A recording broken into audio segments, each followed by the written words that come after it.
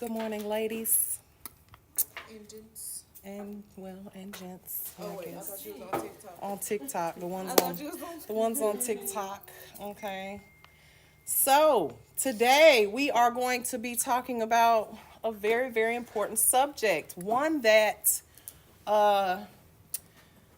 unfortunately a lot of nail technicians have absolutely no clue about, unfortunately. And that would be the nail structures, disorders, and diseases, okay? When we talk about the nail structure, we are not talking about the acrylic nail or the gel nail or the tips and stuff like we've been talking about the last couple of weeks. We are talking about the actual anatomy of the nail, okay? And this is going to be some very controversial subjects discussed today, like the cuticle, what it is, what it ain't, where it is, where it ain't. Okay, and so this is a pretty important subject. Okay, if you, oops, sorry, bless you. That was violence, violence. Okay, so very important, and one of my favorite things to teach, because you guys, I see like light bulbs go off in your heads. Okay, I do apologize for the sounds outside. They are doing construction on the front of the building, and hopefully they'll be done soon. All right, y'all ready for this good information? No? Y'all awake? Some of y'all are. Some of y'all ain't. I'm sharing with my classmates. Sharing what? A pen? Y'all start coming to class with I don't want to be that teacher that tell y'all you not prepared for class, go home. Y'all remember that? Or did y'all ever have a teacher like that when you was in college? I did. Yep. I had a teacher when I was in college. If we wasn't in that seat by 10 o'clock, Oh, yeah, they the locked door it up. was locked. Don't play with them. I don't want to be that teacher. But 'Cause then you Shayla's just- that teacher. Period. Shayla, I don't know if y'all know this, but I'm a whole lot nicer and sweeter than Shayla is. Yeah, Shayla be like, don't text and ask me no questions after 3 p.m. on a Saturday or Friday. Don't call me. I'm not answering. Like me, I answer. I try. I'll answer the next day, maybe. Just depends.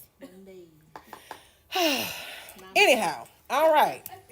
So what are we going to talk about today? We're going to talk about the nail structure, disorders, and diseases, and define the natural nail unit, okay? What is the natural nail unit? That is the part of the finger that we actually work on, okay? We're going to also label the structure of the nail, okay? And the parts of it and this is again is very much anatomy. We're going to be looking at a nail from the cross section view. Like as if you cut it right down the side like a sausage, right? And then we're also going to talk about factors that help assist with nail growth or that can stunt nail growth, okay? Because unfortunately, there aren't any things that you can put on your nail that make it grow, okay? That's a misconception. We're also going to talk about, and this is probably the most important part of this, for your sake and your client's sake, the unhealthy conditions of the nail, okay? Because remember, we are, as licensed nail techs, only allowed to work on what? Healthy nails that are not bleeding, okay? Or there's any open wounds, things of that nature, all right? So we're also going to talk about certain things that are within your scope of practice. And we have touched on some of these things before, okay? But we're going to get a little bit deeper into it today. Because there's a difference between a disorder and a disease, okay? Diseases are usually contagious, right?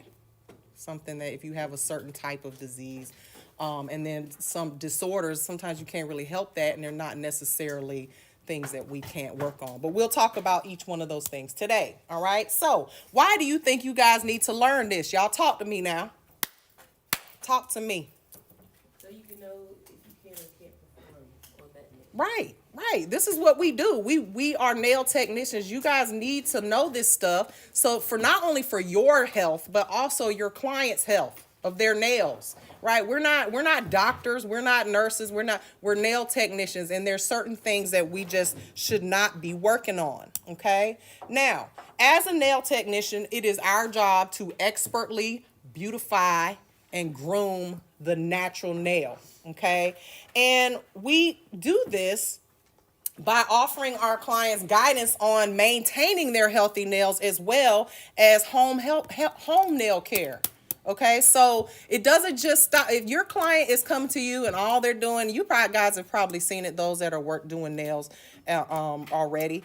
Your client, they leave. Their nails are beautiful. They come back. Their cuticles are crusty, dry, just a mess. Right? Wouldn't you prefer for them to come to you and you don't have to worry about pushing all this dry skin and trying, like, home maintenance is very important, and you guys need to know what to tell your clients, okay? You also, it's very important that you guys know the difference between the cuticle and the eponychium, okay? I know I just said a word that you probably never heard before. The eponychium. They are two different things, all right? And when we start talking about these Russian nail techs and Russian manicurists and things of that nature, I don't know if y'all know this, but we live in the USA, okay, where we have I know if you had got here early this morning, you would have thought we was in Miami or little Mexico, honey. They was playing all that Mexican music outside. But we are in the USA where we have regulations, laws, and rules that are different from that of Russia. Okay? And there are different certifications and licenses than that of Russia. Okay? Here in the U.S., we are not legally allowed to do Russian manicures. Okay? Period. Do it at your own risk.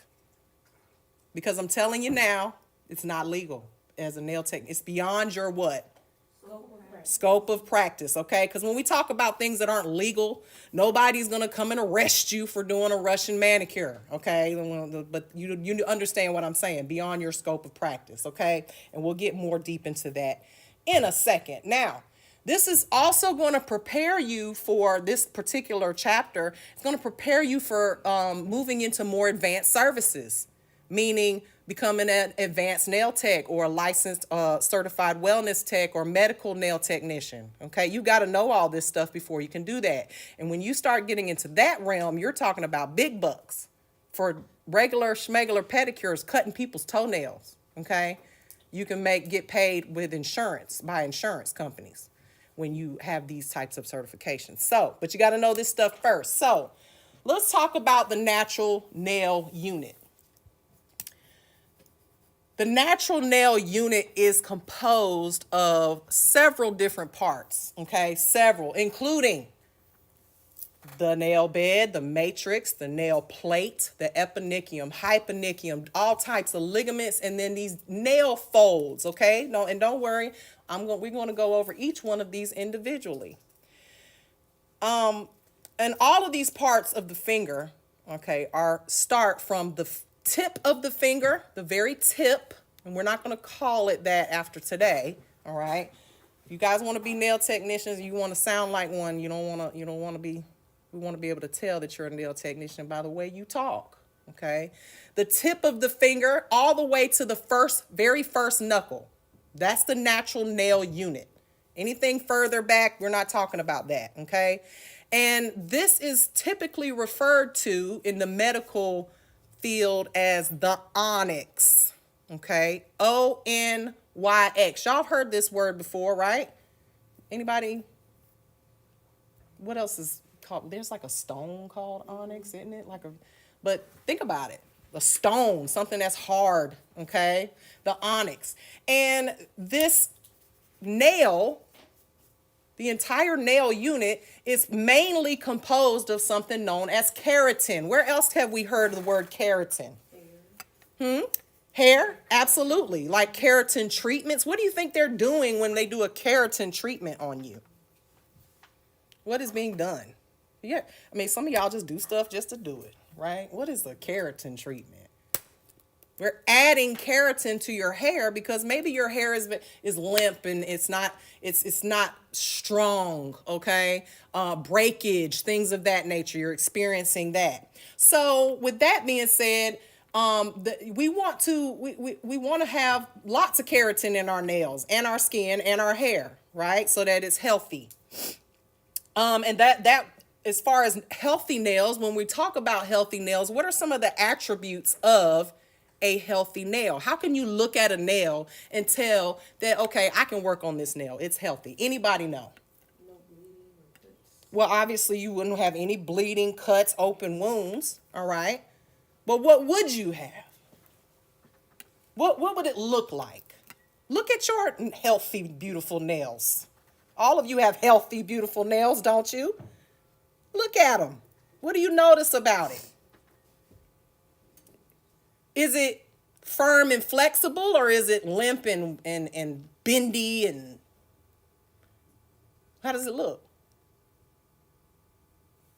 Some of y'all ain't got healthy nails. I can tell. You're looking at it like, I don't want to say what mine look like. Mine look like hell. Okay. So a healthy nail is going to be firm and flexible. Okay. It's going to be shiny and have slightly pink in color. Now, some people don't have pink, okay? Maybe they have a different skin tone, but in general, it's going to have a slightly pink nail bed, okay? Its surface is usually going to be smooth and unspotted, and no splits or grooves in it, okay? No ridges, bumps, lumps, stuff like that. And it should be whitish and translucent in appearance, meaning your free edge should be a whitish color. Okay, when I say whitish, it could be off-white, just a little, different, not necessarily white. But the nail itself, past the free edge on the nail bed, should be translucent. You should be able to see through it. If it's green or black or brown, that's not healthy, all right? So with a pinkish or beige color of the nail bed that you can see through, all right? So everybody look at your nails. That's what they look like, right? Yeah? Yeah? Okay, we got healthy nails in here. All right, so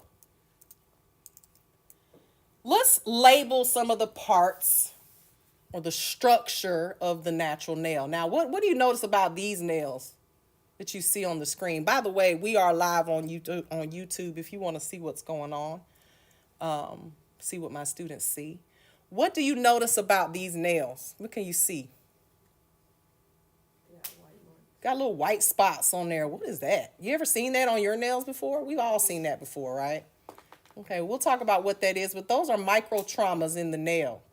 All right, and these generally happen, these little white spots, they don't really happen on the nail per se. They usually happen way back in the matrix area, meaning behind, not like maybe you were hammering something and you hit your finger and you hit it right in the right spot back here in the matrix. Well, guess what? You have a micro trauma in that area, and then as the nail grew out, that's kind of like the little scar that you end up having until it grows out completely. Okay. Now, this particular image, you guys need to memorize it. You need to put it on I'll just tell you like Doug Schoon told his students. Take this picture and put it behind, right there in front of your toilet so that you can look at it and memorize it. Because you need to know these parts. This is very important as a nail technician that you know these parts of the nail, okay? And these are the ones that we'll talk about in school as basics, but it can go even deeper than this. But this is the most important part of this lesson today, okay? There will be a test at the end of this class, and I told you I wasn't petty, but I am kind of a little bit. It ain't gonna be just like this. It's gonna be the same image, but it's gonna be mixed up, okay? So these are the parts of the nail that you're gonna learn about today, okay? Now the first one, and this is a cross-section view, cross-section. The nail folds, okay? The nail folds. What are the nail folds. Now, there's several different parts of the folds. Now, when we look at a nail from this view, you can't really see it, okay? Because some of y'all may have heard me say the word proximal nail fold, okay? Let's get into some science terms in here. When we say something is proximal, what does that mean? What is the opposite of proximal? Remember, I told y'all I wanted to be a doctor, so I did all this medical terminology. It was my favorite subject. What's the opposite of proximal? Anybody know? The opposite of proximal. No one? If something is proximal to you, what does that mean? Does anybody know what that means? Close. Close, okay. So the opposite of proximal is distal, okay. You see there on the very bottom there where it says distal phalanx? TikTok, I swear to God, there's like 8 people in here. I just want y'all to know. They just don't know the answers because they watch Netflix instead of their theory. Look at y'all laughing because you know it's true. All right. You see that distal phalanx? Well, what does distal mean? I just told you it means far away. So if something is proximal to you, that means it's close to you. If something is distal from you, it is the furthest away from you, okay? So the proximal nail fold is the fold that is closest to your body, okay? Your base of your body. So let's look at it from this view here, okay? Got our little nail, right? And then we got the little the skin that comes out from around the nail, right? If we look at it from this view, instead of the cross-section view, here is the proximal nail fold. That means this U section here. And it's the skin, y'all, meaning the skin of the nail, not the nail plate. All this is this skin right here, okay? And when we say proximal fold, look at it on the side view. It literally folds. It's like think about like a towel, right? You fold your towel and you got this bend in it, right? Well, that's laying on top of the nail plate. And that skin literally folds. And you know this because when we push the cuticle back, does it bleed usually? Let's just say if you're not pushing it all the way back to the client's soul. But when you push the cuticle back, you've got that skin. You just kind of push. All right, let me show you here on my own finger. And I got a little gel manicure on, y'all, so you can't necessarily see everything on here. But when we push the cuticle back, this skin right here, it lifts up a little bit, doesn't it? Because it's folded under. You can actually scrape under there. And this is what you see when you see these Russian manicures being done, right? They're scraping all under there, just digging. What they digging for? I don't know. All right. But that proximal nail fold, again, is the fold that is closest to your body. Here, okay? This fold right of skin. And it's important that you know the difference between the proximal nail fold and the lateral nail folds, which are here, which is also known as anybody know? What's another word for it? What's another word for this right here when it grows out? We talk. No, this is the free edge, okay? But what about this side walls? Correct, okay? So you've got your proximal nail fold, which is that U shape of skin, and then they lead into the lateral nail folds. What does the word lateral mean? We got to get into these medical terms, y'all. If something is lateral, think about the word parallel. What does it mean to be parallel? Right, 2 lines side by side. And in that word, parallel, you got these 2 L's, right?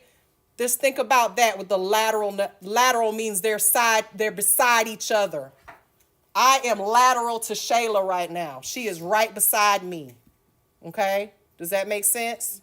Y'all learning some stuff today that you probably didn't think you was going to learn in nail school, right?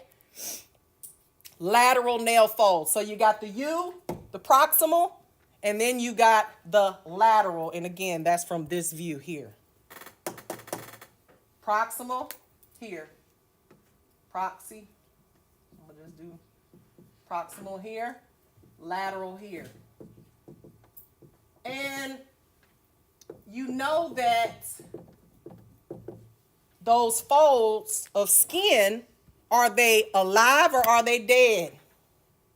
These folds of skin here, is that living tissue? If you cut it, will it bleed?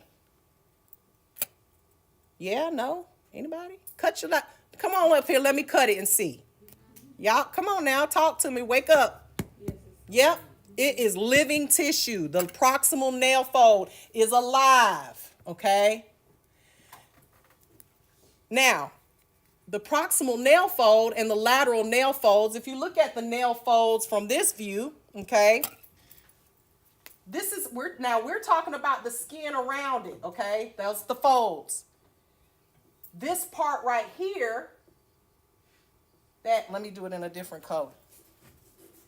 Where the folds come in, okay, where it meets the nail plate, where right where it meets it, that is called the nail groove, okay? And that's this ditch. We'll just say it's like a ditch. Okay? This is the nail groove, not the skin, but that little line that you see when you look down at your nail, okay? You look down at your nail from this view. Focus, man. Let me put something white underneath. Yeah, it's trying to focus on those lines. Okay. So if you look at my nail from this above view, okay, the skin around is the fold, right? This is the fold, but then the groove is that ditch right there that I can stick my pen in. You see that? That's the groove. That's where we want lay our file when we're filing and stuff. You want to line it up with that, okay? Now, everybody understand where these different parts, okay? So we got the proximal nail fold here, this U shape here of skin that everybody, when they're digging on the cuticle, that's where they go to, right? Now, keep in mind, I said this is the proximal nail fold. I didn't say nothing about the cuticle. That is not the cuticle. That's the cuticle area where the cuticle lives, somewhere next door, okay? But it is not the cuticle, all right? Do not confuse it with the cuticle, all right? Lateral nail folds is this skin here. You know, sometimes it gets a little crusty and we want to bite. Y'all ever do that? Like, especially the nail that you write with, it gets a little hard right there. And we want to, you bite yours sometimes? I bite mine sometimes. I ain't gonna lie. It's still hard right now. Yeah, it gets a little, it gets a little hard from where your pen lays up against it, right? That lateral nail fold, all right? Then right here, that what we can dig our finger into, that's what is that, y'all? The nail groove, okay? Very good. So we got all that? All of that together makes up the nail folds, okay? But they're two different ones, the lateral and the proximal. Got it? Excellent. Let's move. Let's move. All right. Now, the next part of the nail is the nail plate that we're going to talk about. Is the nail plate. Where's the nail plate? Well, that is literally what we work on. That is the part of the nail that we as nail technicians work on when we are working on a client's, doing a client's nails, okay? Now, what does it consist of? It is hardened keratin that sits on top of the nail bed, all right? So think of the nail plate as like the sheets on your bed. This is the most visible part of the nail and the most functional part. Why do we even have nails, y'all? Why? Because you know God is an amazing God. Why did he make us with why do we have fingernails? When you think about like cats and dogs, they have it for reasons, right? To protect themselves and things of that nature. But our nails, what do we need them for? I say for picking your nose and scratching your butt, right? It kind of, anybody ever lost a nail and you tried to do stuff, like you feel like you can't do nothing. Or if you break a nail, come really, really short, you can't open up your Amazon packages. You can't, scrape the sticker off of the whatever that's on the table, like right now. You can't get it off. That's what God gave us nails for, if you ask me. But they have a function, right? It's the most functional part of your nail unit. And it's formed. How is the nail? Anybody ever wondered how the nail grows? Like, what is even the point? How did we get them? They grow from matrix cells, and we'll get to the matrix in a minute, okay? But the nail grows, is formed in the matrix. Any of y'all ever seen the movie The Matrix? Yeah? Do you remember in the scene in the movie The Matrix where Neo, he takes the pill? As soon as he takes, was it a pill? Yep. I can't remember if it was the red pill or the blue pill. It was probably the blue pill, or the red pill, excuse me. He takes the red pill and he wakes up and he realizes that the world he lives in is not the real world. And when he goes and takes the red pill, first thing he ends up in is in a place where all these humans are being like farmed and raised in these look like they're like in a womb. Because the Matrix in the movie, they make humans are made in the Matrix, right? They start out there. So the point I'm making here is your nail starts growing in the Matrix. It's like the womb. It's like where everything starts. And if you damage the matrix, guess what? You're lucky if you even have a nail. No nail for you. Or it might be, your nail might grow weird, okay? So, the nail is constructed or made of approximately 50 layers of these sheets. Okay, like the sheets on your bed. Imagine your sheet, you got your top sheet, you got your comforter, your top sheet, and you got the bottom sheet, right? Well, imagine 50 layers of that, okay, on top of your actual mattress, which is the bed. All right, we said 50 layers or less. So that means that you will have clients that have thinner nail beds, right? They're just naturally thinner. And that's because they either have very low amounts of keratin in their, or have less than 50 layers in their nails. Okay. How do we lose layers of nail plate? You guys ever seen nails that just kind of, or your nails maybe did this? It's like peeling nail. They peel back a little bit. Well, that's not just one layer of nail, y'all. That's sometimes maybe 10 layers of nail. All right. Or more, depending on how much you peel. But you ever peeled off your gel polish or even an acrylic nail, and your nail just looks like it done went through hell and back? Yeah, because you're peeling back all these layers of your nail plate that we need in order to have strong nails. So this is what I mean when I tell you guys, acrylic nails and gel nails, they don't hurt people. They're not the problem. Either you are or the nail tech is. Okay, you peeling off your nails, your gel nails, or peeling off your acrylic nails, you're losing layer of nails. And it takes, anybody know how long it takes for a nail to grow back from matrix to free edge? 12 months? No? Yeah, A year? it could take anywhere from 3 to 4, 5 months for a fingernail. What about a toenail? You said it, Anna. It could take up to a year.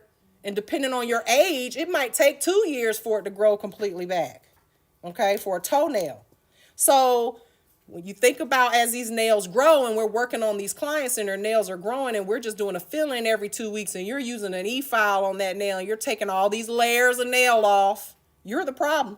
You are the problem, okay? Now, as it grows, the nail plate slowly slides across that nail bed, okay? It slides across that nail bed as it grows until it gets to the very tip of the nail, which is known as the free edge. Okay. This is the part of the nail that extends over the tip of the finger or the toe. Okay. Now, your nail bed is very porous. What does the word porous mean?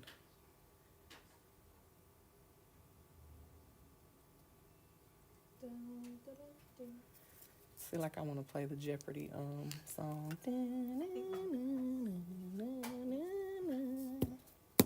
Let me ask the folks on TikTok. They're getting this free education, and they Lord have mercy. Porous. Your pores, when your pores is open, what does it do? Or when they're closed? When something is porous, it means it is absorbent, very absorbent. What do your nails do when you're sitting in a pool for an hour? Do they get hard, or do they soft? Are they soft or flexible? They get soft and flexible, right? All right. So that means that they have absorbed water. Okay.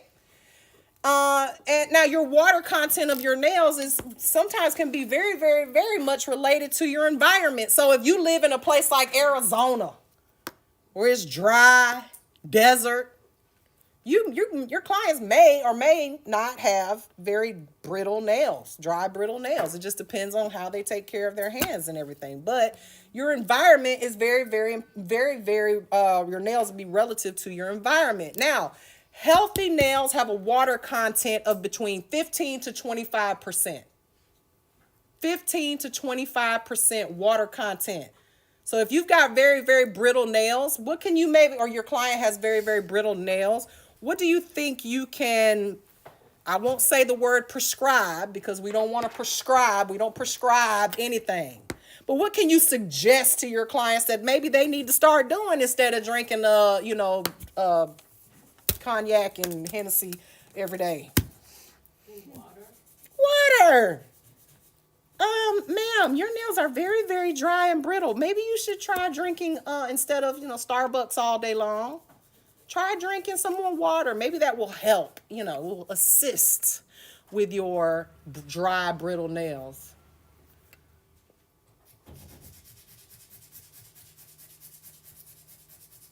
Now, this water content also directly affects your nails' flexibility, okay?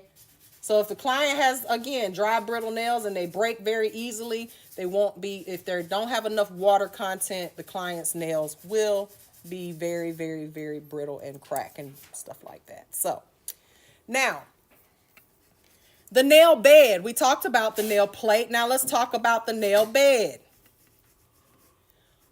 What is the nail bed, y'all?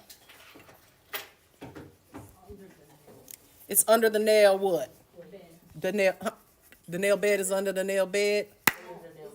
Nail plate. There you go. Okay.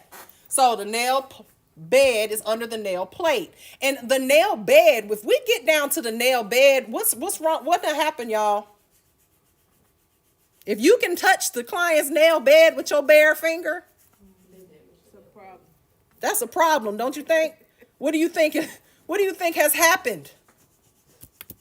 You probably have filed all the way, and this happens to most of y'all when y'all are in school. You're playing on your nails all the time, and before you know it, your nail, you down to the nail bed. You don't have no nail plate left because you're just filing and filing and filing, and now you don't have nothing left. But when you get to the nail bed, you looking at your nails like you got a nail bed visible or something. Yeah. Yeah? Damn. Onycholasis. Ooh. We'll talk about that. Now, what is in the nail bed? Because the nail plate, if we file on it, should it be painful? No, right? Because there's no blood vessels and nerves on the nail plate. They are in the nail bed, okay? And the nail bed is living tissue, living skin that supports that nail plate as it grows towards the free edge. And it is very, very richly supplied with blood vessels. It can have a pinkish appearance and sometimes turn a little bit red when it's been irritated or filed on too much, okay? And that extends, that pinkish appearance in that area extends from the lanula to the area just above the free edge. And what is the lanula? I just said a word y'all probably haven't heard before. What is a lanula? It's a white thing. Looks like a moon. Yeah, that white thing that looks like a moon right here. That right there. Right? And if you look at your nails, Some of y'all have a very, very long lanula or a very visible lanula. And then some of y'all's lanula might be like this. It might be way down here like this. Or it may not be visible at all. If it's not visible at all, that doesn't mean you don't have one. It just means that it's just, it's short. Okay? And it's up underneath your actual nail, the proximal nail fold. Okay? Now, this is very important. This is not up there, but this is one that you need to know. Okay? The bed epithelium. The bed epithelium has a very important purpose, okay? And it's not visible because it's such a very thin layer of tissue. Now, remember we talked about the nail plate as it grows up the nail bed, right? Well, how is it sliding up that nail bed or growing up that nail bed towards the free edge without any resistance? The bed epithelium, think of it as wheels, okay? If I draw it, it'll make more sense. So as the nail grows up, right? So we've got the nail right here, okay, that's growing up. Man, I'm getting better at this, okay? So this is the matrix. Don't just ignore that part. This is the matrix. But as the nail starts to grow,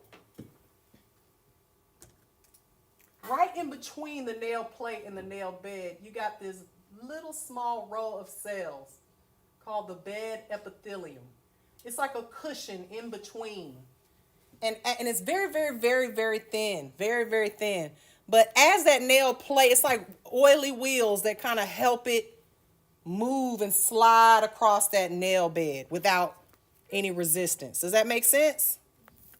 No resistance.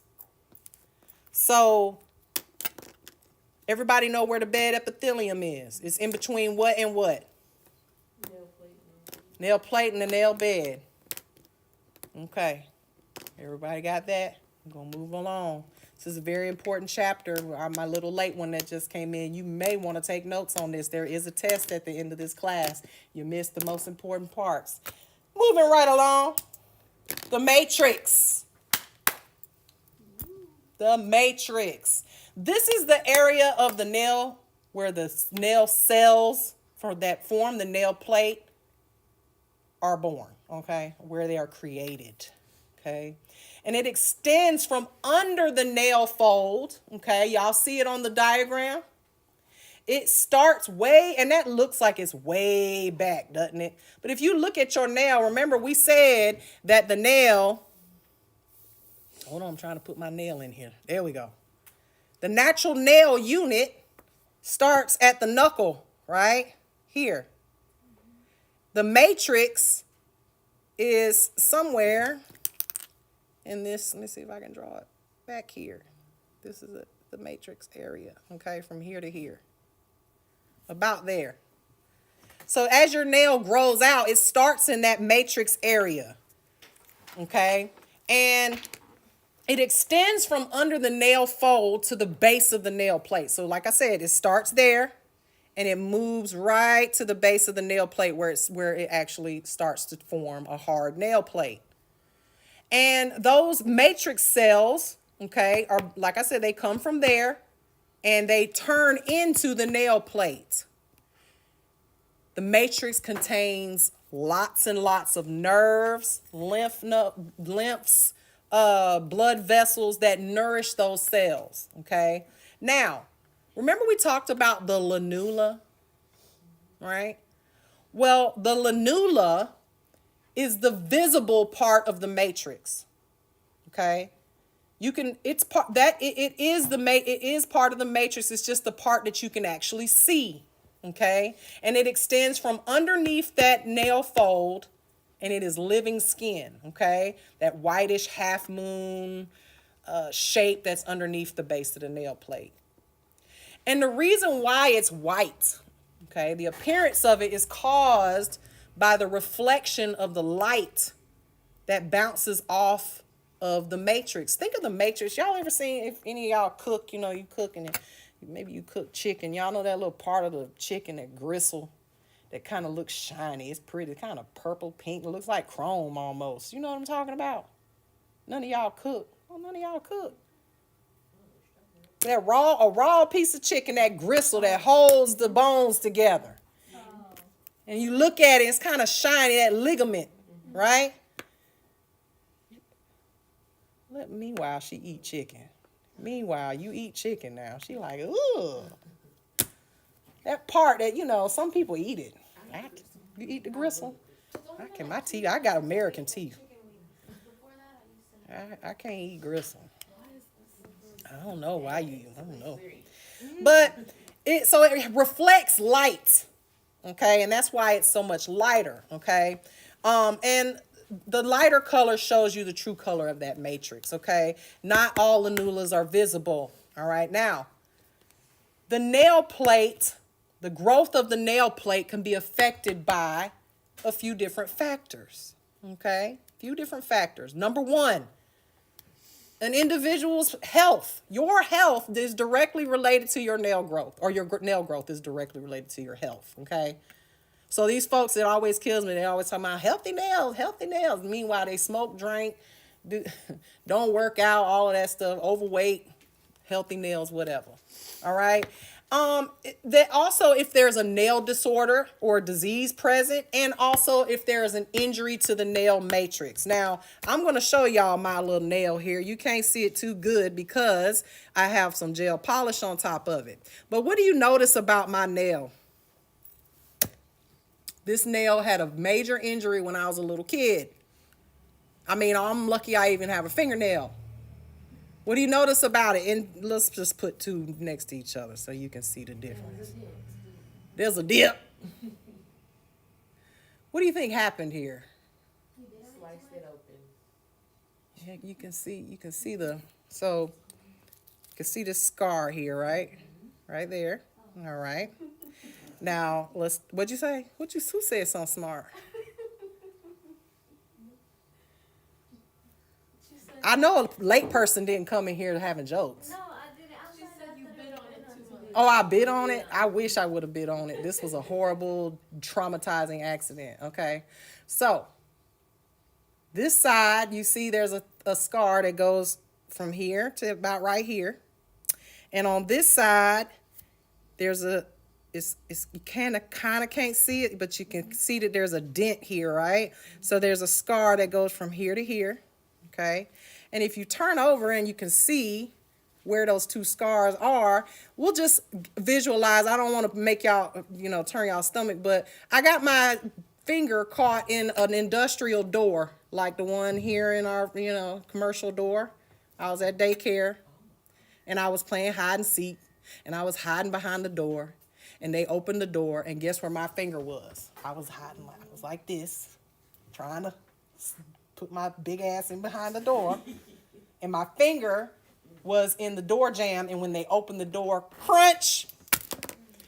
And so my finger was hanging by this little piece of flesh right here, okay?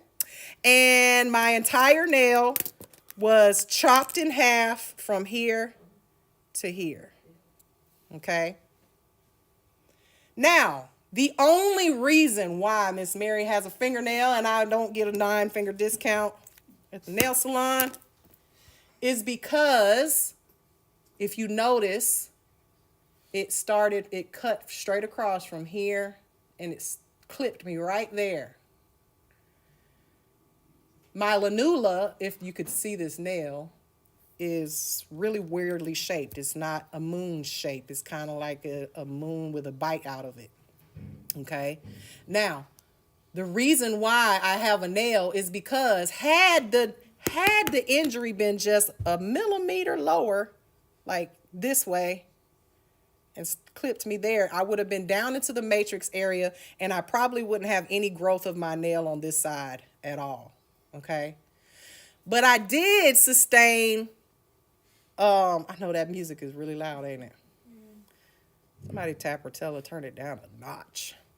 All right, so I did sustain the injury in a way in which my side walls, my nail grooves are non-existent. The groove, there's no groove there. You notice I have a groove, my nail grows down into there, it's attached down inside of the nail, whereas here it's free. It's literally free from the side, from the skin of my nail, my lateral nail folds, okay? So that was a very traumatic injury. Like I said, very lucky to have a nail. But we can damage our clients' nails very easily. And how do we do that? Y'all Russian manicurists, stay out my inbox. That's how. When you start taking e-files and you start digging, and you're digging way back, pushing all of this back and pushing and down and lifting that flap and cutting that skin, you can damage the client's nails very, very, very easily. And you don't even realize that you've done it until the client just stops coming to you because their nails are messed up and they don't even care about getting manicures anymore. Okay? All right. And, we'll get a little bit deeper into that Russian manicure subject in a minute, okay? Everybody understand where the matrix is and why it's so important to leave it alone. If you've ever had someone who, especially like these construction people, and they're banging on hammers, they usually got busted fingers. Their fingers are busted because they done hammered the hell out of those fingers once or twice in their life, and their fingernails are damaged. Okay, if you got a daddy who builds stuff or an uncle, somebody in your life, their nails are just not normal. Okay, they bang up against stuff too much. All right, now let's talk about the cuticle. Okay. The cuticle is non-living, colorless tissue that is attached to the nail plate, okay? Attached to the nail plate. And it comes from the eponychium, and we'll get to the eponychium, okay? But just know that it comes from the eponychium that's located underneath the skin, lying above the natural nail plate. Let me break that down for you, okay? And show you a visual, all right?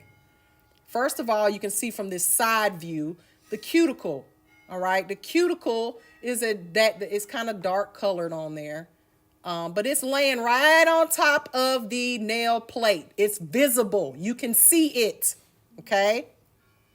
And if you see back there on the back side of this visual on the screen, it says stem cells in the eponychium layer, okay? Remember we said that everything comes from the matrix. These stem cells from the eponychium layer. So the eponychium, if you look at that visual, you'll notice that the eponychium is attached to the cuticle. Right? Can y'all see that? It's attached to the cuticle. It doesn't even look like there's a difference in where the eponychium ends and where it begins. Where it ends and where the cuticle begins, does it? No, okay? So this is how I like to I'm going to give you guys a visual in your head to help you understand what the difference between the eponychium and the cuticle is. First of all, you can see the cuticle. It's laying on top of your nail plate. It's usually dry, crusty, white, okay? If you look at mine, ooh, that's a bad finger. Oh, yeah, might as well. We just highlighted this one. We might as well keep highlighting it. All right, so the cuticle is that white, crusty. You can push it back. You can see my cuticle right there, right? You can see it.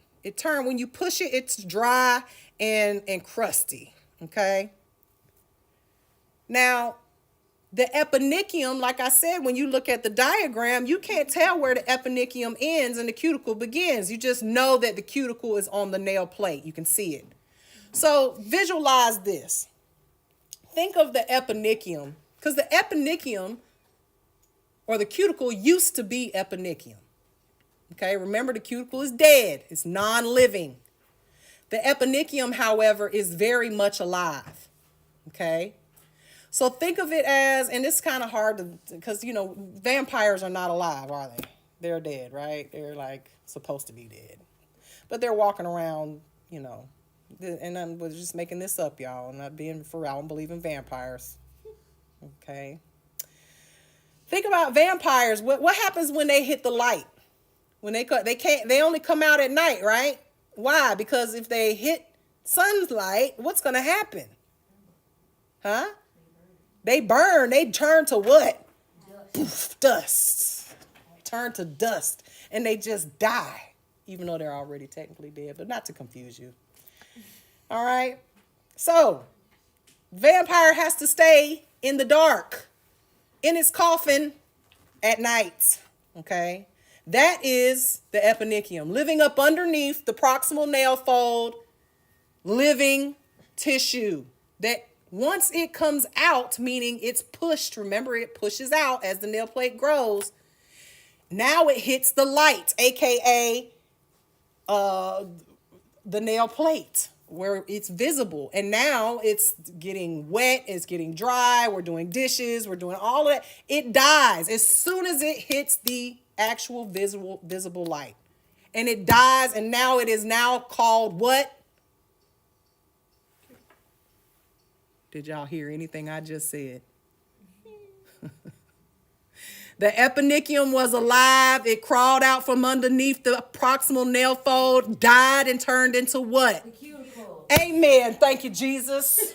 Thank you. Y'all gonna answer these questions. You're gonna answer them either here or you're gonna answer them at the state board, either right or wrong. Okay? So, I need to know y'all know this.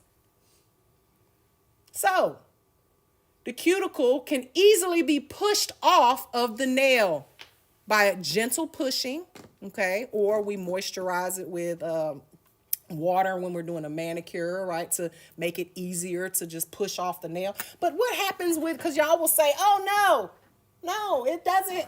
Sometimes it just, it's hard and dry and crusty and it's just sitting there on the nail and we need to cut it, Miss Mary. Is that cuticle? If you need to cut it, is it cuticle? It's not. Sorry. Argue with your mama. It ain't.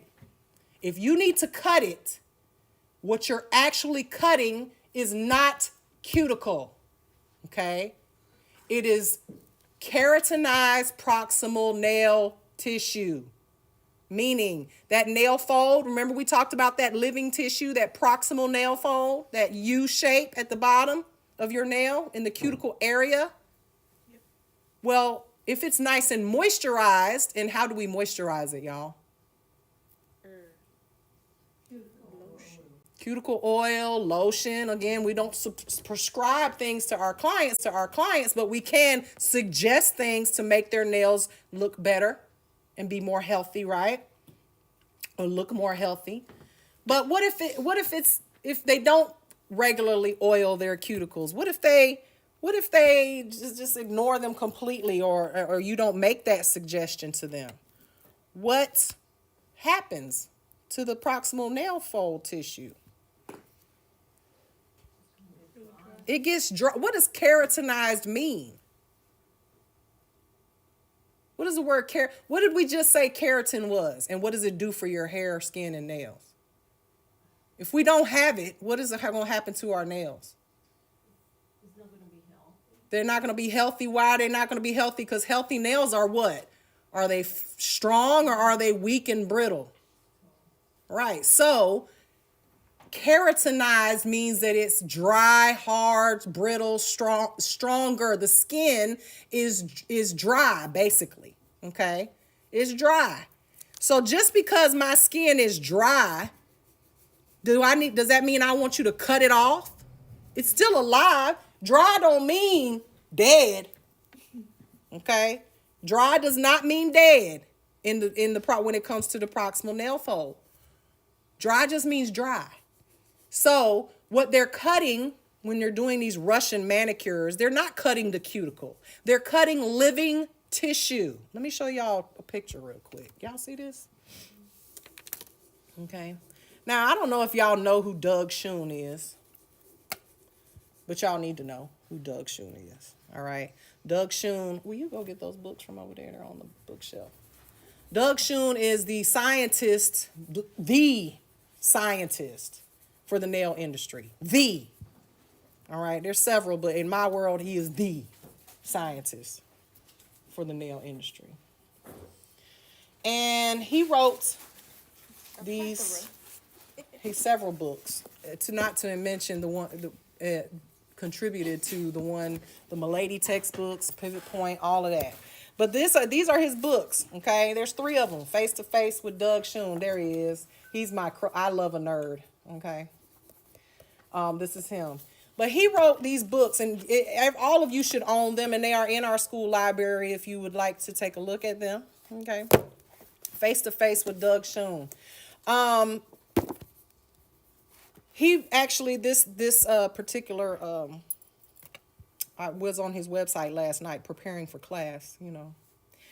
If we read this here, I want you guys to listen to what it says. I'm going to read it to you. Okay, mechanical or chemical destruction of skin layers around the nail unit. Okay, when we say mechanical or chemical destruction of the skin layers around the nail unit, what am I talking about, y'all? I want to make sure y'all are listening. What am I talking about? Mechanical, we're talking like scientists right now. Mechanical or chemical destruction of the skin layers around the nail unit. What am I doing to it? Cutting it off, y'all. Mechanical would mean I'm taking a pair of nippers or clippers and cutting the skin off. Chemical would mean taking some type of chemical and putting it on the skin, trying to remove the hard skin, okay? So that's what we're talking about here. In this particular write-up, it says when pigment is no longer produced around the nail unit, meaning the skin around the nail unit, it's a sign that the epidermal layers are regularly, chemically, or mechanically removed. Regularly, meaning this person, I'm going to break it down to y'all in a C student's perspective. This means that this person needs regular Russian manicures, okay? If you're getting regular Russian manicures, you will start to lose pigment around the skin. And can you guys see that? Maybe I should zoom in a little bit here. Can y'all see the whiteness of this? The skin around? Yeah, that looks good, don't it? It looks good to you, okay? This makes it impossible for the melanocyte cells to catch up with production and showing that the stratum corneum no longer protects us, okay? What you guys don't realize is that the cuticle actually has a purpose. What do you think the purpose of the cuticle is? Why is it there? It like seals up. That way, no stuff goes in there. Like, then. No stuff goes in there. Yep. You said the first word you said was absolutely correct. Okay. The cuticle has a purpose. Remember we said we need to protect the matrix? Well, guess what protects the matrix? The cuticle. We, in our job, actually do a little bit of some stuff that we really shouldn't do. So we have to do it in order to make the nails pretty, right? So let's do it in a way in which we don't damage or make our clients' nails, injure our clients' nails, or make our clients sick. So the cuticle seals the skin, the proximal nail fold, down to the nail plate so that it protects the matrix, okay? Now, if you keep cutting that area, keep pushing that skin and cutting it off, eventually those melanocyte cells, and what is melanocyte? What is melanin? What is melanin? The pigment in your skin. Eventually, they slow down and they can't catch up with production and they start to turn white, okay? Because these Russian manicurists, they're not even paying attention to the fact that they're actually making the skin around the client's nails rougher, tougher, and they have to keep getting it cut because you're causing a wound. You're opening up the skin and making it a wound. And then eventually your melanocyte cells, they can't catch up to the production and it turns white. Okay? That really don't look good on people with a lot of pigment in their skin, do you think? All right. It happens to white folk too. You can see it turning white there. Now, once that happens, that production slows down and the stratum corneum, which is the skin on your nail, the skin on your fingers, that's just the skin, the stratum corneum, it no longer protects us. And we are willingly destroying that epidermal layer. Epidermal means the upper layer, not the inner layer of that nail unit, causing our skin barrier to malfunction. And we do this in the name of beauty. Yes, ma'am. Is that similar to like when they use the cheese grater on your foot? Yes, absolutely. And your feet just get harder and harder. You got to keep going back, and you're like, ah, my feet, I got to go once a week and get a pedicure. That is not normal, okay? So, doing a mechanical, aka Russian manicure, or removing the skin with an e-file, or those safety bits, those round bits, okay? All of that, no matter what you're doing, is destroying the skin layers, and our clients are paying for it in the name of beauty. And those green areas are clearly showing you that the skin layer is no longer containing any pigment. I would hate to see this on a person of color. Okay? I'm sure it happens a whole lot quicker on a person of color. So with that being said, stop. Stop. I already told y'all about the Russian manicurist that was in my inbox last week. I couldn't do nothing but I just was shaking my head, trying about, can you help me open a school? No, I cannot. I will not. So, all in the name of beauty. And this is science, y'all. This is science. And you know, you can say, oh, well, my client's paying for it. You gonna pay for it one day. It's very quite possible that you'll end up getting sued if you're not careful, okay? When the client gets some type of infection, okay? Remember that. So, the cuticle. Everybody know what it is and what it ain't? It's not the eponychium. Where does the cuticle reside, y'all? On the nail plate. Now, you will see things like hangnails, okay? Well, what is a hangnail? It is the cuticle still attached to the eponychium. It just hasn't quite let go. Okay? And so what we can do is if you see a hangnail, you can trim it. Okay? Right there where the part that you can see. But we don't dig down into the underneath the proximal nail fold and into the eponychium. Okay? We don't want to do that because, again, that's causing a wound. Now, there are lots and lots and lots of professional nail products that are poorly marketed, okay? For instance, let's make it make sense, y'all. Cuticle moisturizer. Does that make sense? No, it's already dead. What you moisturize? You can't moisturize dead folk, y'all. It ain't gonna do nothing, okay? Or cuticle softener, cuticle conditioner. What they actually should be called is, what should they be called, y'all? Which part of the nail should it, if we're trying to moisturize, what should it be called? That's a little quiz. What should it be called?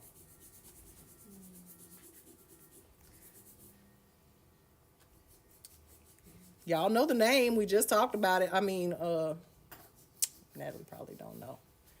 It's up there. It's on the screen. What part did we say was dry? Which one? The PNF. So it should be called what? Proximal nail fold softener or proximal nail fold moist. But nobody's saying that. That's a mouthful, right? That don't even sound good, right? So in the name of beauty, in the name of science, we call something completely what it shouldn't be called, okay? So it's confusing for the clients. It's confusing for nail technicians that haven't been to this school. All right, so cuticle removers are professional products, and when applied to the nail plate, they do help with the speed of the removal of the nail, the cuticle, okay? But again, some of those names are just a little confusing. Now, we talked about the eponychium, all right? That eponychium is living, and it lives under the nail fold. Just to go through this quickly because I already went over it. It's very, very thin, and it's often mistaken as the cuticle. So, it's a couple of things that you guys need to know. All right. How do you know the difference between cuticle and eponychium? You're going to ask yourself a couple of questions. Number one, is the tissue adhering directly to the nail plate, but easily removed with gentle scraping? If the answer is yes, then what is it? Is it eponychium or is it cuticle? Cuticle. Absolutely right. Yes, yes, yes. Is the tissue thin and colorless, but visible under close inspection? What is it? Eponychium or cuticle? It's cuticle, absolutely. Is that tissue non-living and not directly attached to living skin? If the answer is yes, then it is cuticle. If you answered yes to all those questions, it's absolutely cuticle. But if the tissue covers the nail plate and the nail matrix and the lanula underneath the proximal nail fold, meaning you done duck, because you guys, you can lift that nail fold up. Have you ever seen, you've seen it in these Russian men. Look at this picture here, y'all. Obviously, there is nothing holding that nail fold down. It has been completely, seal is gone. Okay, completely gone. So if you can see the nail lanula matrix or all of that, the above, underneath that nail fold, you flip that nail fold up, guarantee you are dealing with eponychium tissue, because that tissue, you'll be able to scrape it up, but it's still alive and it will bleed, okay? And it's susceptible to diseases and germs and things of that nature. And then ask yourself, if I cut this deep enough, will it bleed? If you have to ask yourself that question, you already know, first of all, you shouldn't be cutting nothing, okay? No skin. And if you answered yes, then you're probably dealing with the proximal nail fold, and that should not ever be cut. Nail technicians can gently push back the proximal nail fold, but you are prohibited. What does the word prohibited mean? That don't mean maybe. That don't mean sometimes. That doesn't mean, well, I've been a nail tech for a long time, I know what I'm doing, which is what I heard one of my very good nail. I was like, girl, no, I know you didn't just say that on live. I've been doing this a long time, I know how far to cut. You don't cut at all. And these are people that are teaching classes, y'all. Going around the nail schools, teaching classes and things of that nature. All right? Watch what you learn, what you think you are learning from the internet. Beyonce's internet ain't always right. Okay? Now, prohibited means never, okay? You are prohibited from cutting or trimming any living tissue, which includes the keratinized proximal nail fold as well as the proximal nail fold. Y'all got it? Everybody understand? Okay. Now, we talked about the eponychium. What about the, let me move my big head. The hyponychium, what is that? Hypo. If something is with epi, anybody in their family that's allergic to like bees or whatever, they got to carry around an EpiPen? Why do they call it an EpiPen? Why do they call it that? Epi. Epi means above, okay? The epidermis. The epidermis is the top layer of skin, above, okay?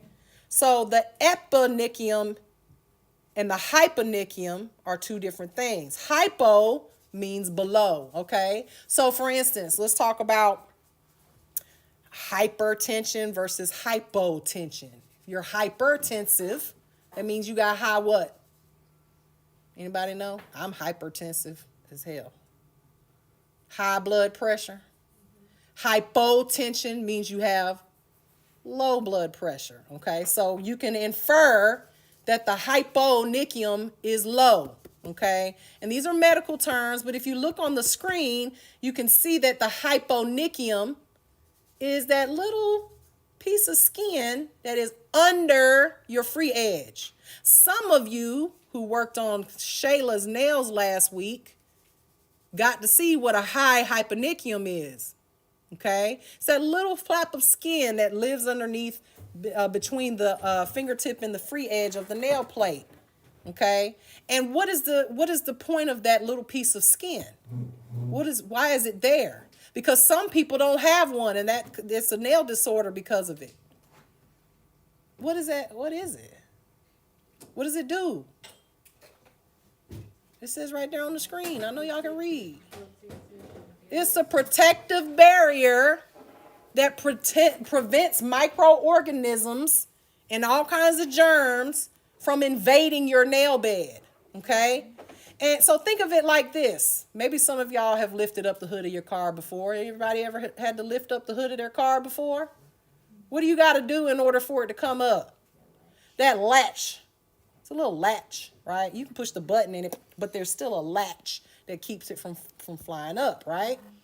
So think of the eponychium as that latch that holds the hood of your car from flying open, okay? Because if you didn't have that, then it would rain on top of your hood wasn't there. It would rain on top of your engine. It would get wet. You flood your engine, whatever. I don't know what happens with a car, right? But I know they got a cover over the engine for a reason, all right? Same thing with your nail bed. We got to cover it and protect it, so we got that latch there. Because, you know, when you're scratching, what if we didn't have a eponychium? What would happen if you scratching somebody or you scratching yourself? What would happen to your nails? They would probably lift up, right? Lift up, and that would not be good. So we want to treat this area very gently. And I've seen nail technicians take an e-file and because it gets dry sometimes, especially people who are very visible like Shayla's, right? I've seen people take an e-file and just kind of try to e-file the skin and debris the skin down. That is not, don't do that. Leave that alone. What are we going to do to anything that is dry? We're going to moisturize it. Some of y'all would have a fit if I went over here and I was rubbing on the ends of your dry ass hair and said, we're going to cut it off. You'd have a fit. What would you do instead? If you were at a professional hair salon, what would they suggest? A hot oil treatment or something like that, right? So that's what we're going to do. We're going to make sure if we have clients that have dry eponychiums, we're going to suggest that they moisturize them. All right. Everybody understand where the eponychium is? You can see it on that diagram, right? Now, there are ligaments and such that hold the fingernail into the actual bone. Okay. If you look at the diagram again, let me go back. You can see that matrix damn near touches your bone. Okay. If you've ever seen a fingernail that's snatched out, and there are plenty of pictures on the internet, okay, of fingernails that have been snatched out from the root, if you want to call it that. There are ligaments that hold the nail in there, okay, and attach it to your finger, all right, to that underlying bone, located at the base of the matrix and around the edges of the nail, okay? Now, let's talk about a few things that affect your nail growth before we move on. Number one, we said nutrition, exercise, and the person's general health. Okay? Your general health. Anybody got nails shaped like any of these? What's your nail shape?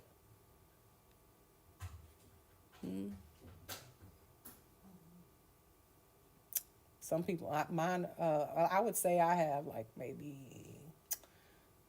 that square shaped one in the middle.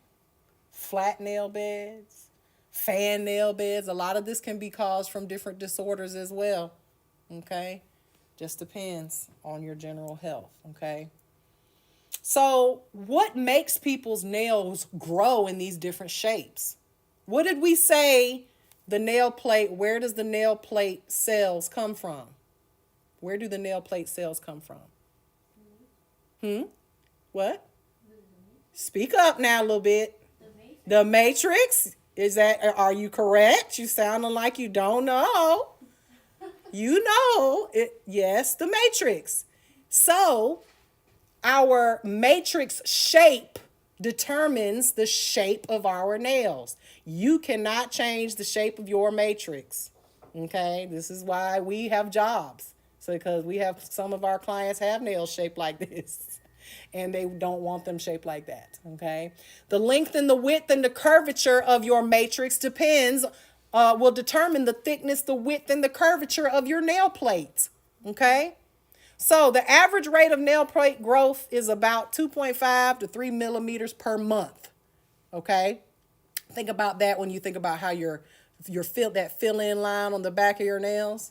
If you measure that every 2 weeks, it's only about a millimeter or so, millimeter and a half every 2 weeks. Okay. So 3 millimeters per month. So our nails also grow faster in the summer than they do in the winter. Now, toenails take a lot longer, and they're usually thicker because the toenail matrix is longer than the matrix found on your fingernails. All of these are just small little facts that you might want to know so you sound smart to another, nail tech or non-nail tech, okay? Now, when we get into malformations of the nail plate, what causes these things? I told y'all earlier that damage or infection to the matrix is directly related to the shape of your natural nails. Y'all saw my ugly nail, right? Now, complete replacement of the nail, we said that can take 4 to 6 months for a regular fingernail, and then a toenail can take 9 months to a year or longer. Now, nail grooves, you see those things? Those are called nail grooves, okay? This happens when small portions of the matrix stop making new cells, and the nail plate will become thinner and develop a narrow groove in it, okay? The details are not as important as just knowing that there's something going on in the matrix for the nail to be misshapen like this, okay? Now, these grooves are not ridges. We're going to talk about what ridges are in a minute, all right? But you never want to file these grooves. Why? What will happen if you file them? Because if you've got something that's doing this on the nail, it's going womp, womp, womp, womp, womp, womp, womp. Naturally, in order for you to make it all level, what do you feel like you need to do? File the high points down to the low points, right? Well, what is that going to do to the nail? It's going to thin it out, and that is not what we want. We do not want to thin our clients' nails out. So, anytime you're working with a client who has these types of nails, in order to remove the shine, by buffing, we're going to buff long ways rather than side between the grooves. All right? Now, grooves. All right? Now, let's get to some of these. How do you know that for sure? No, but as a nail technician, you should be in your mind when you see somebody who looks like they have onychomycosis. That means that you should do what? Nothing. Absolutely nothing to that client. You need to send them to the doctor. Tell them you got something that's abnormal going on with your nails, and I don't think it's healthy for me to work on it, okay? You should get permission from a physician if you're worried that the client has a fungus or something that is transmissible, because, you guys got to get a doctor note to go to work, okay, if you've been sick. So there's nothing wrong with you asking for a written permission from a doctor to work on that client's nails if you think there's something going on with them, okay? Nothing at all. Now, nail disorders, okay? Nail disorders are an unhealthy condition of the nail that's either hereditary, caused by injury, or disease. And once you've discovered this, you need to tell your client that they need to go to the doctor, and if the problem persists, and it's not if the problem is cosmetic, because there's a difference between a cosmetic disorder and a disease. Can anybody give me an example of one? If you look at your nail, a client's nail, and they got like a purple bruise on their nail, is that cosmetic or is that caused from a disease? Like if they got a bruise, y'all, a bruise, if I punch you in the arm and you got a bruise, did I? All right. So you need to know the difference. And there are some cosmetic disorders that we probably don't want to work on versus diseases. All right. So let's talk about it.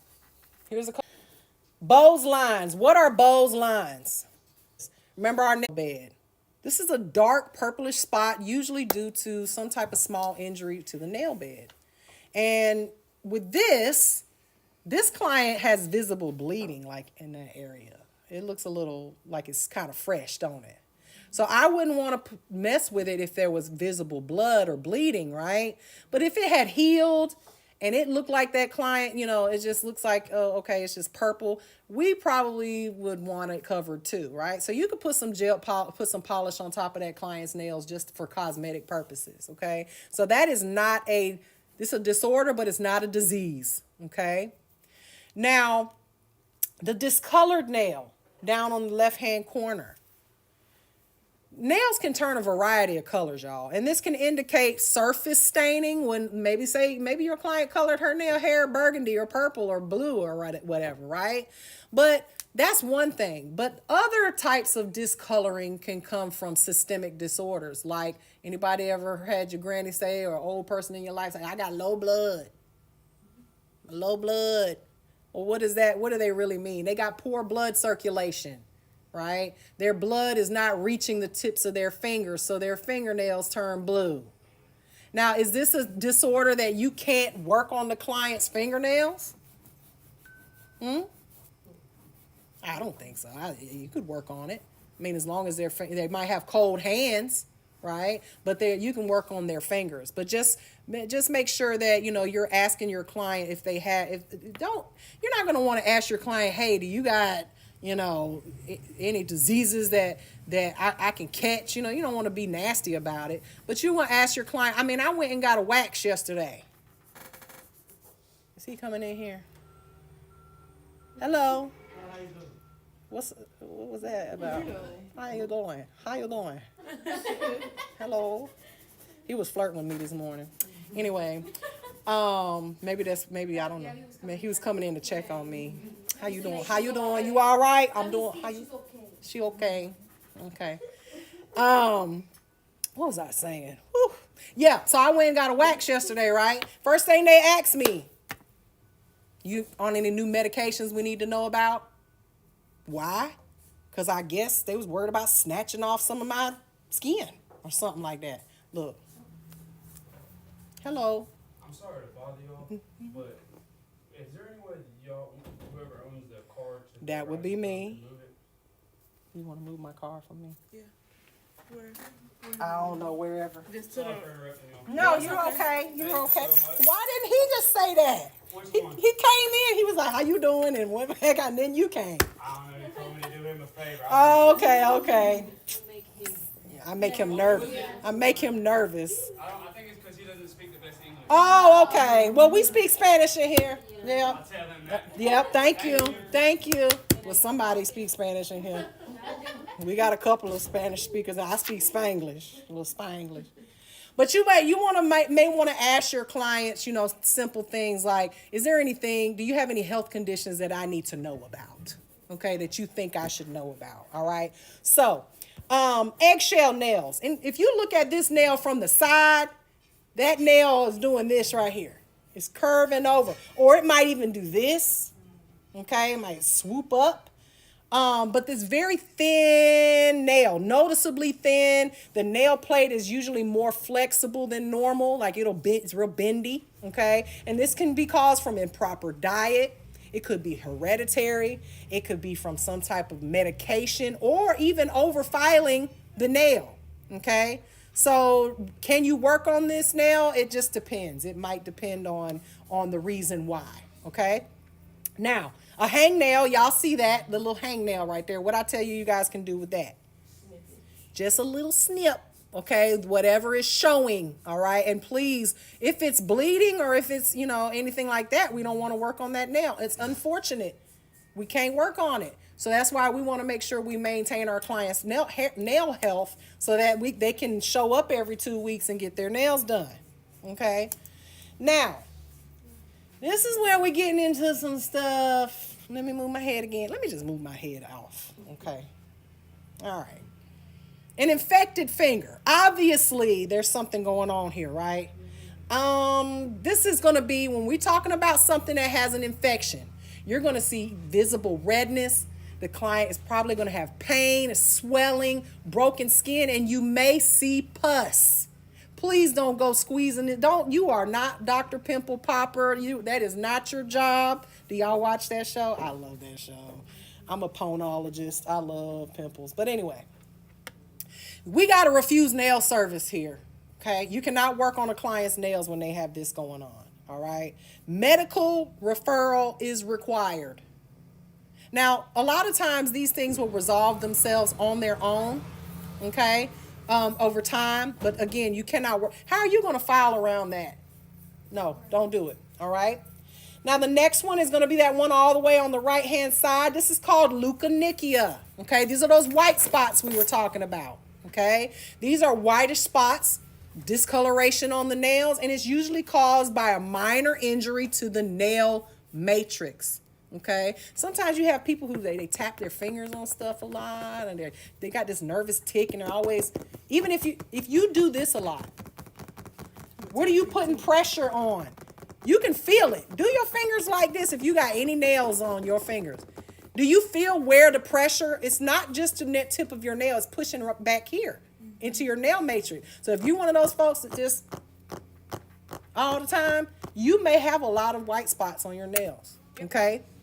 Do you? Yeah, from You typing. do? You do from typing? Okay? And it's not something that, you can't work on if the client has this issue. All right? Obviously, this person needs a good manicure, honey. Bad. Okay? But this does not indicate any type of disease, and it disappears as the nail grows out. All right? Now, this one on the bottom, on the left-hand corner, I'm going to assume that this is a white woman. Okay? With the Caucasian descent. Bless you. Yeah, all right. This is known as melanychia. What did we say melanin is? A pigment, okay? So this is a significant darkening of the fingernails or toenails caused by increased pigment in the cells, the melanocytes. And there'll be a visible band, a black band that extends from the base of the nail in the matrix area to the free edge. Or it could affect the entire nail plate. Anybody ever seen this on anyone before? Got a family member or something? Has a line that goes right down the middle of their nail. This is very common in African Americans and people of color, okay? It's common. But in white people, or people of we won't say because they have melanin too, just a little bit.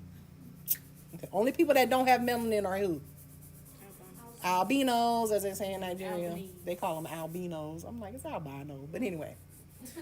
It can be indicative with people who of less pigment, okay, of cancer. All right? So you may want to ask your client if you see this. Is this new? How long have you had this? Because some people had it their whole life. Okay? Some people it's new. It just popped up 6 months ago. So please don't say to your client, hey, I think you got cancer. Please don't say that. That's the scariest thing in the world, to feel like you might have cancer and waiting 6 months or 6 weeks for an appointment. Okay? But tell them, this isn't normal. You may want to have this looked at. Okay? This is, it could be something, it could not be. But you could work on this client, but definitely refer them, okay, to a physician. Now, nail psoriasis. It's exactly that. It's psoriasis. Have y'all heard of psoriasis? Anybody know anyone with psoriasis? Their skin is usually what? Dry and flaky, right? It's flaking off. You can usually know where they've been. You can see the trail behind them. If it's real bad, you can. Psoriasis in the scalp is known as what? Dandruff, like, what'd you say, hair lice? Girl. Dandruff, okay? But it's nail surface pitting, roughness, and it can cause the nail to kind of look just like skin, like kind of flaky and dry, okay? It may look like it's already been filed or buffed with an abrasive, and the free edge might be raggedy or, it could be just kind of rough. All right. So how do we treat that? I mean, there's no treatment for psoriasis other than medication that lessens it. Okay. It's one of those things that people just have. So it's not something that's contagious. All right. And usually if they know they have this condition, they're not going to just usually have it on their fingers. Now, a nail pterygium, that word pterygium, the P is silent because the English language is crazy. All right. It's an abnormal stretching of the eponychium. Ooh, eponychium. Y'all remember where that is. Somebody been messing with the eponychium, or there was damage to the eponychium. Imagine doing this to your client. Imagine you being the reason why their finger looks like that. That really sucks, right? It could be stretching of the eponychium or the hyponychium. Okay, around the nail plate. And this can usually comes from some type of injury or an allergic skin reaction. Okay, creams and oils and stuff like that can make it feel better, but please try not to do anything to a nail like this. Can you put an acrylic nail on that? Girl, no. Only thing I can do for you is polish your nail, and I might can give you 2 different colors, one on each side. But other than that, not much you can do. Okay? Y'all make me feel like I'm funny. All right. Now here we go. These are when we start talking about the onyco this and the onyco that. When you hear the word oni in front of a word, what kind, you know that it's directly related to what? If it's a disorder. What do we say the technical medical term for the nail? What is that word? Y'all remember we said it was a stone called the onyx. Okay, so when you hear oni in front, O-N-Y, you know it's a nail disorder. Now, this is why you need to write this stuff down. Good luck if you don't. Okay. Onychophagy. That is how that one is pronounced. Onychophagy is literally bitten nails. Okay. When you bite your nails, now you're not going to be going to your client and saying, girl, you got onychophagy. All right. You're not going to say that. The purpose of you knowing this is so you can pass your state board. Okay. But onychophagy is literally a person who bites their nails. And we call this a disorder because why are you doing that? You probably have, and I'm not going to say you're mentally ill, but you probably are biting. I mean, if you knew what was under them nails, you probably wouldn't bite them. But most people who bite their nails have something, maybe they're nervous disorder or they do it when they're nervous. I mean, even if it's just, it's a disorder. And it can be a really bad disorder if you do it all the time, meaning it destroys your nails. My sister used to eat, she didn't have no nails. I mean, it was down to, you do that too? No, yours ain't, that ain't, no. Maybe go all the way back here. No. I'm talking about nothing. Like, you start to the point where there's no nail, now you're eating the skin around it, or chewing the skin off around it, okay? Now, how are you going to remember this word? Because the way you say it is not the way it looks on the paper, right, on the screen. Right smack dab in the middle of that word, what word do you see? Chop, okay? Chop. So we're chopping our fingers off with our teeth, okay? In Nigeria, we use the word chop means you're eating. What's in you did chop? What are you eating? What did you eat? All right. So it means to chop or to eat, or in other words, bite your nails. Okay. But we pronounce it onychophagy. Someone said, not me pulling my nails from my mouth. Girl, stop doing that. All right. Now, frequent manicures and proper care of the nails can help. If you've got acrylics on your nails, I guarantee you're probably not going to bite them. Good luck. Or your teeth might be going with them. All right. Now, the next one in the middle is pronounced onychorexis. If you look at that nail, it looks dry, brittle. It looks a little rough. Okay, the nail plate. This can be caused from it's hereditary. It can also be from an injury of the matrix. But how you're going to remember it for your state board is excessive exposure to cleaning agents. Okay, meaning this person, more than likely, if it's not hereditary or from an injury, washes dishes a lot. Or puts their hands directly into the toilet bowl with the bleach and the whatever. Okay? This is how you're going to remember it. So if you look in the middle of this word, what do you see minus the E? Chore. So if you do chores, hopefully you're doing your chores with cleaning agents. You're cleaning with something. Okay? Onychorexis. So when you see it on the screen at State Board, when you're taking your test, and they ask you which nail disorder comes from excessive exposure to cleaning agents, you're going to click on the one that says onychorexis, because the word's right there in the middle. Okay? Now the next one, pincer nail or trumpet nail. These are nails that literally curve. They have a dramatic nail curvature of the free edge, and the nail can almost curl on top of itself, okay? And it may be deformed on either one side or the other side. Some people's are perfectly round. I've seen some pictures where it curves all the way to like a straw shape. And this can be very painful, okay? And it happens a lot to older people as they age, all right? But obviously the word trumpet or pincer, Mara, are you going to hold your client's hand like that when you filing them? No, but this thing flimsy. You going to have to, because you loud filing on that table. All right. Pincer or trumpet. Pinch, trumpet. Okay. What does a trumpet look like? Boop. All right. So, and then you also, I don't know if y'all remember, but Donald Trump and Mike Pence, they went together. They were, when he was president the first time, they go together. They're both the same thing. Pincer or trumpet. Okay. Now, this next one, plicature nail, also known as the folded nail. This is like an ingrown fingernail, okay? The nail curves into itself and causes the client to have like bleeding in the sidewall, okay? And this is often caused by injury to the matrix as well, okay? If you have a, like for instance, like y'all saw how I have an injury to my nail and the sidewall is going outward.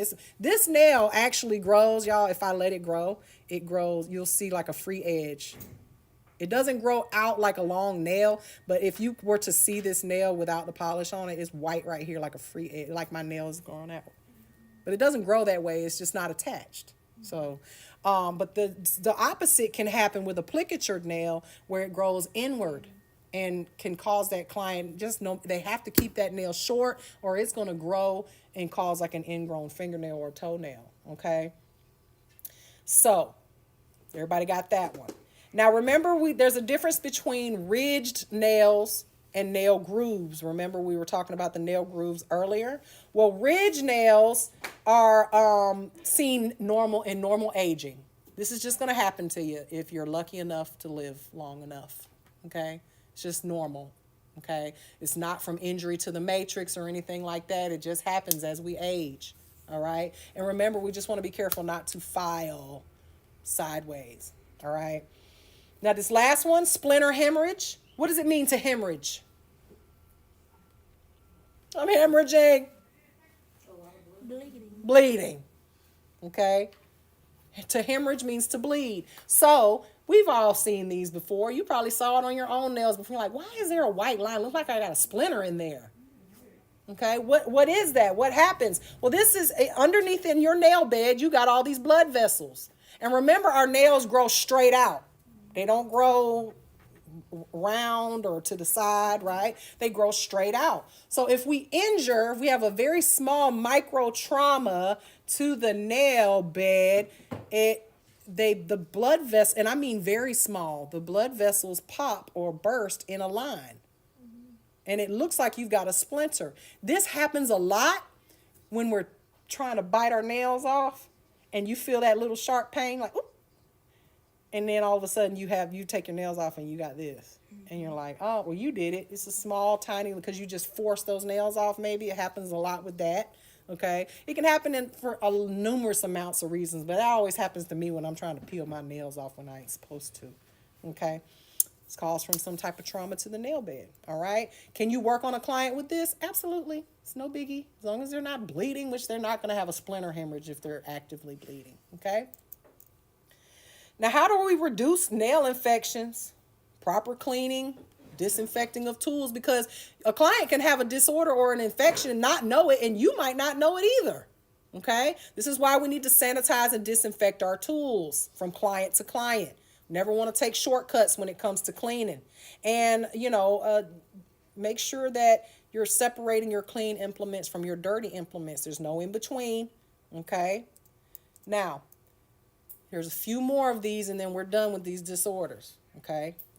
This one is a big one. We see this all the time. Okay? Onycholiasis. Onycholiasis. Onycholiasis is separation of the nail plate and the nail bed. Now here you can't see the separation of the nail plate and the nail bed because there's obviously blood there. Okay? Blood has pooled underneath the nail plate and the nail bed. Thank you, thank you. All right. This can happen from an injury, an allergic reaction, but once that cause is removed, it will slowly start to grow back and adhere back to the nail plate. Now, how are we going to remember what onycholiasis is? This is one, y'all always remember this one because of the way I explain it. Okay? So, in this word, when you pronounce it properly, you hear the word lie, okay? And you hear the word cis. All right? So, the definition of onycholiasis is separation of the nail plate and the nail bed. So if your man cheats on you, you going to separate from him, ain't you? And he can't sleep with you in your bed. He got to sleep on the couch, or he got to go to his homeboy's house or that girl's house. So if he lied, sis, separate from your bed. Okay? So separation of the nail plate, meaning me from your lying ass, is onycho what? Lie, sis. Somebody in trouble. That's who they're going to be calling if I catch him in the bed with somebody else, sis. Sorry. Downtown. Can't help it. All right. So onycholiasis, separation of the nail plates from the nail bed. Got it? This next one, onychocryptosis. Onychocryptosis. As you can see, that toenail is a little inflamed. All right? Onychocryptosis is the technical word for an ingrown toenail. Okay? Or an ingrown nail. All right? From the hands or the feet. But how are you going to remember this one? First of all, can we work on a toenail like that? No, there's obvious blood. There's probably pain. They're probably feeling pain. Okay? But in the word, you hear crypt and toe. Okay? And if you had a toenail, like anybody's ever had a ingrown toenail, you feel crippled. Crypt. Okay? Crypto. Your crippled toe. Okay? Y'all got it? It's an easy one, right? One of the longest words, but one of the easiest ones to remember. Onychocryptosis. All right, now we're getting to the ugly ones. What's that? Yeah, that was Ingrown toenail or fingernail, but again, on state board, onycho, when you see crypto in there, the crypto got you walking crippled or doing the crip walk. Okay. All right. This next one, onychomedisis. Okay. Now this one not to be confused with onycholiasis. Okay. Because this one is also separation of the nail plate. But the difference between this one and onycholiasis is that it separates, but it also falls off. Okay, the nail plate separates and then the fingernail completely falls off, okay, from the nail bed. And this can happen to fingers or toes. And this is caused by an infection, injury to the matrix, some type of systemic illness, medical procedure, or something like chemotherapy can cause this, okay? And medical, you definitely going to need some medical attention, okay? How are you going to remember this? Well, all y'all know who Tyler Perry is, right? Anybody in here not know who Tyler Perry is? Okay. Who does Tyler Perry play? Medea. Okay. And Medea is old, ain't she? She don't act like it, but she's old. Well, she does act like it. But she's old, and what do old people do? They fall a lot. Sometimes they fall off the bed, okay? And in that word, you can actually see made, madi. I mean, this is just how I can remember these things, y'all. I know these things like the back of my hand. I've been teaching it so long. And you can see it in the word. Medea, okay? Y'all know what the word Medea actually means? If you're real country, which I am, is they're really saying my dear. But they're saying it real country and real Medea. my dear old grandmother. Okay, so onychomadesis is separation and falling off of the nail plate. Okay, everybody got that one? The next one, which this is a very bad picture of it, okay, but onychomycosis. Onychomycosis is a fungal infection of the nail plate. Okay, and this is going to look white. All right, it can be scraped off the nail. It's basically a fungus on the nail. Okay, and a fungus, y'all, just so you guys understand, is not green. What are those? What are those? What is a greenie? Don't be confused. It's still a mold, okay? A mold and a fungus are the same, but a greenie is a mold, and what does mold come from? Water, moisture, right? If you got mold growing in hopefully you don't, in your shower, it's going to be black or green. It's going to be that green color, right? So that's not contagious. A fungus is contagious from finger to finger, from client to nail tech, from client to other clients, okay? This is why we disinfect our tools, all right? But a fungal infection of the nail. Now, how are you going to remember this one? One of my students, I can't take credit for this one. One of my students came up with this one. It's just kind of like a little rhyme, okay? Because you see onychomycosis. Again, you got the word cis. And oh my is in there. Onychomycosis. She said, this is how I remember it, Miss Mary. Oh my, sis, you got a fungus.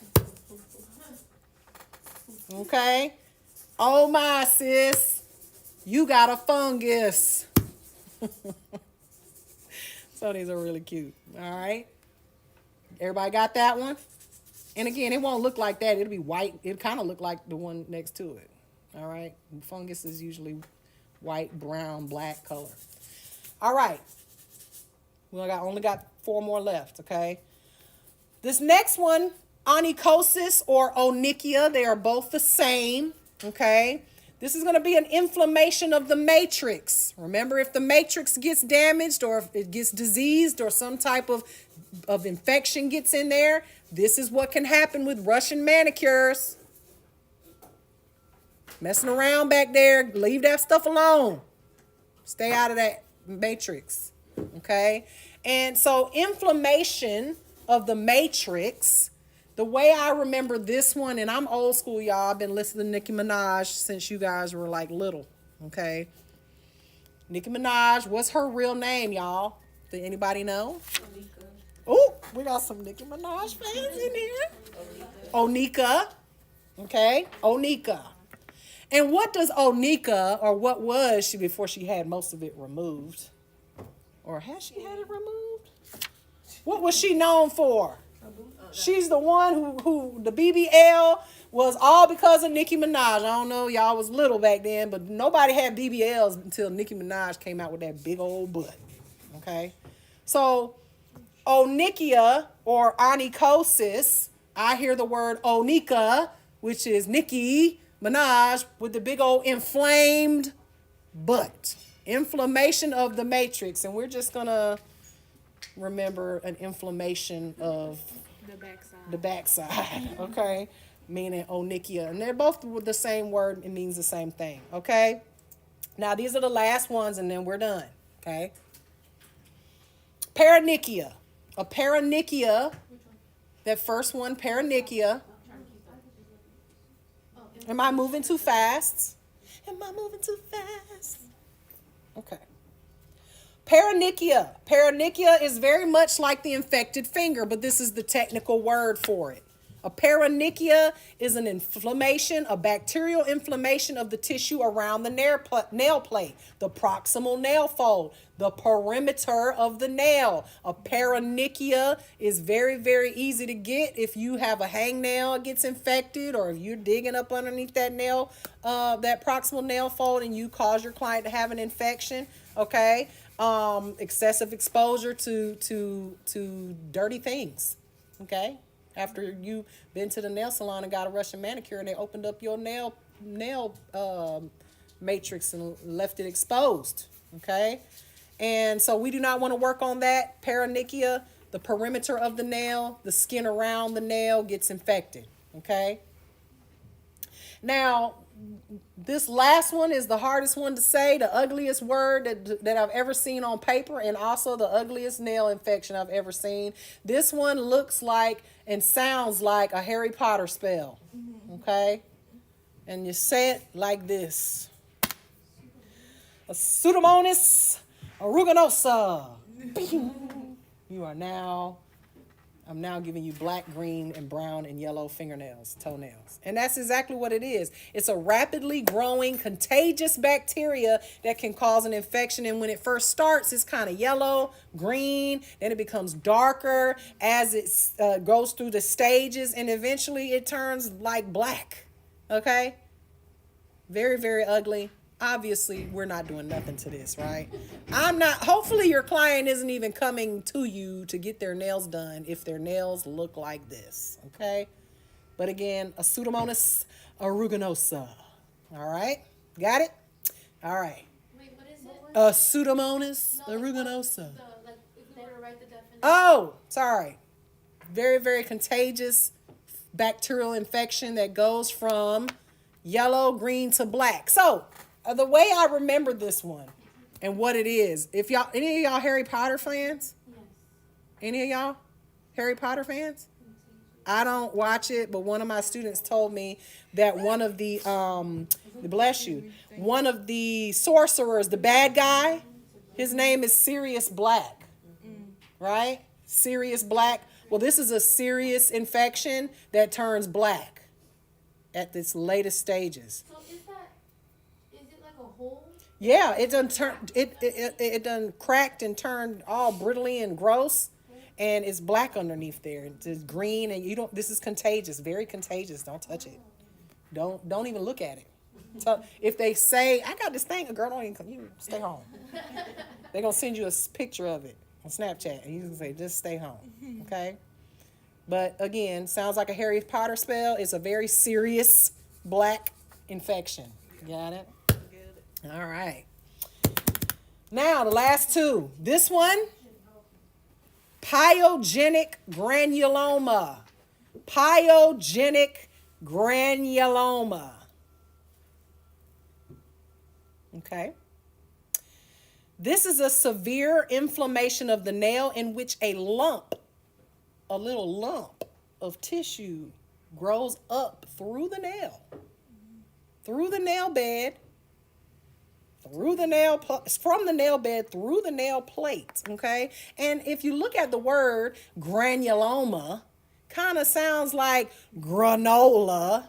And what's usually in a granola bar? Like little pieces of fruit, or maybe a little chocolate chip or something like that. I know you probably gonna never want to eat a granola bar again after this.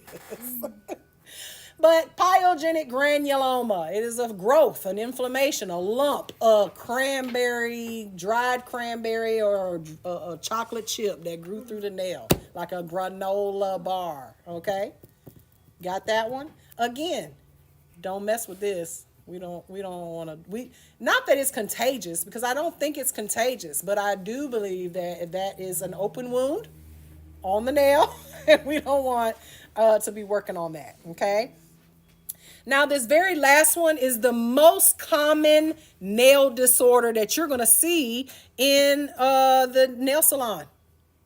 And you are not going to even know what it is most of the time. Your client thinks that they have dry skin, and this is actually a fungus, okay? Tinea pedis, which is the medical term for athlete's foot, okay? Athlete's foot. It's a fungal infection of the skin, which requires medication and is very contagious. Very contagious. Can go from foot to foot. Most of the time you can tell that it is not just dry skin, because it will itch, it burns. It's like an open wound on their feet. Okay, their skin will be red, it'll be dry and flaky, but also have red patches. Okay, so this can be spread from tools to tools. If you are scrubbing the bottom of someone's foot with a pumice stone and you reuse it on somebody, guess what you just did? Yep, nasty heifer. All right. That's why I be looking at them so cross-eyed when I go in the nail salon and they pull out I'll have to tell y'all the story. I got thrown out of a nail salon in the mall. I got thrown out. Me. Me. Yeah. This was years ago, but they still there. They still there. Same nail salon. Diamond nail, honey. Yep. Got thrown out. Me. Now sometimes I just go by there and I don't be doing that. I just antagonize them. I just stand at the front door and snap photos and run away. Yeah. Because she was like, what are you, state board or something? I was like, you better hope I'm not state board. She made me so mad. I'll tell y'all that story off live. I don't want to get in no trouble. All right. So, everybody got that. Disorders and diseases. Y'all know what they are. You know your scope of practice. You know what you're allowed to do with beauty versus medical. Okay? We are not in the medical realm as of yet till you get into the A&T, MNT, elemental P stage, okay? All right? Of this industry. All right? And with that being said, that is all I have for you guys today. I hope you guys learned a little bit of something, because you're about to have to throw it up onto a piece of paper. Okay? We're going to do this test here. Give me your notes. No, absolutely not. Okay? They about to be confused. They ain't even listening to me down there at the end. Oh, get on there. Get these kids. All right. All right. So, Shayla has a test for y'all. I want y'all to take all your notes, take them, put them in the drawer, on the floor, in your book, everything that you wrote down. I hope you soak it up and remembered it, because it's about to be, I want you to put it right out on this piece of paper. Remember what I said, I'm petty now. I didn't make it exactly like your, what you saw on that screen. It's a little bit different. This will be graded, okay?